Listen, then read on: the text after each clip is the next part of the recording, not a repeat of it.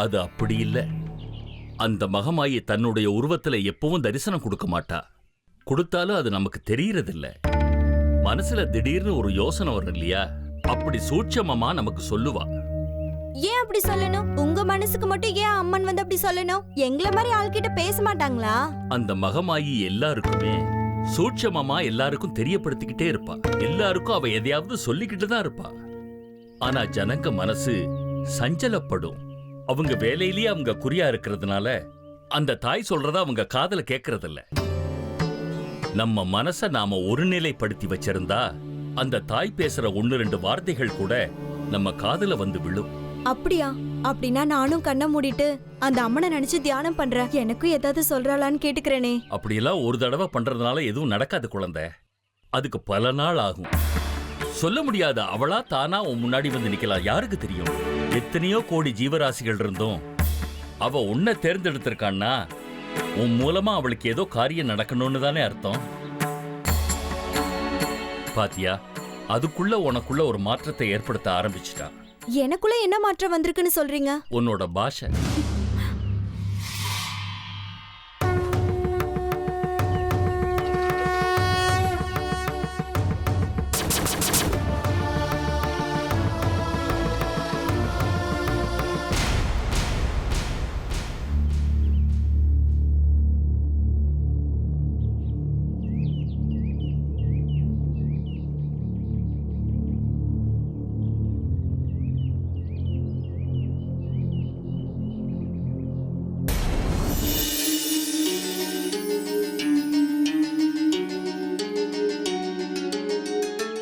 யார் நீங்க? என்ன தெரியாதா உனக்கு? எங்கேயோ பார்த்த ஞாபகம். நல்லா ஞாபகப்படுத்தி பாரு, ஞாபகம் வரும்.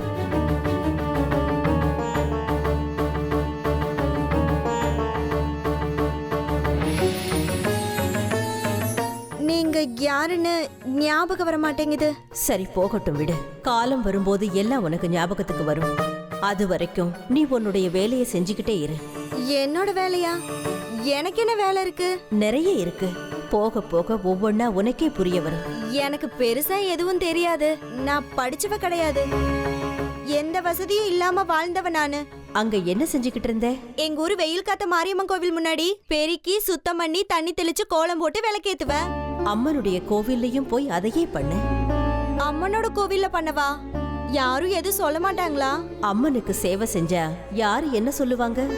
ஒருவேளை யாராவது வந்து கேட்டாங்கன்னா நான் சொன்னேன்னு அவங்களுக்கு சொல்லு. நீங்கன்னா யாரு? அந்த மகமாயி அம்மன் சொன்னான்னு சொல்லு.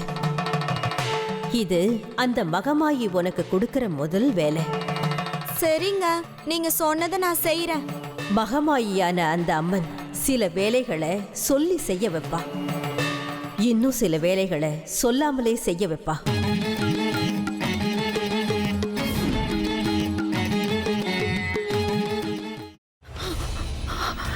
இதுக்கு மேல என்ன சொல்ல போற? சொல்றதுக்கு வேற ஏதாவது போய் இருந்தா சொல்லிடு.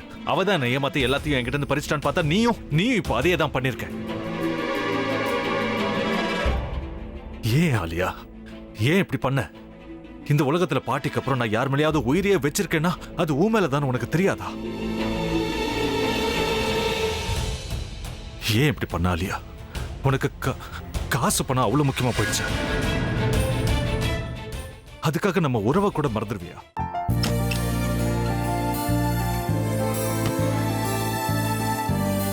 சக்தி சக்தி, ஒரு நிமிஷம்.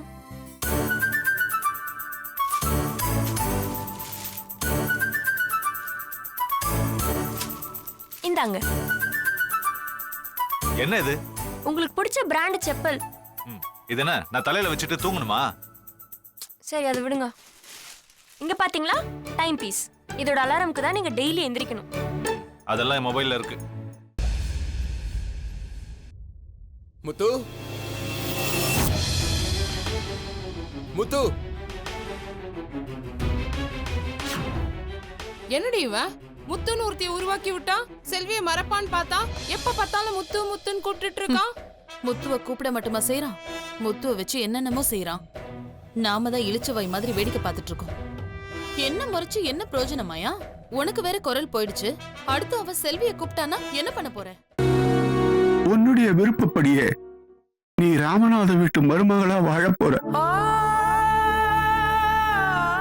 கண்டிப்பா என்னுடைய ஸ்தானத்திலிருந்து அவன் உன்னை நல்லா பார்த்துக்குவான் அம்மா. டேய், அவரை பத்தி தான் உனக்கு தெரியும்ல. அவர் எந்த முடிவு எடுத்தாலும் அதான் ஃபைனல்.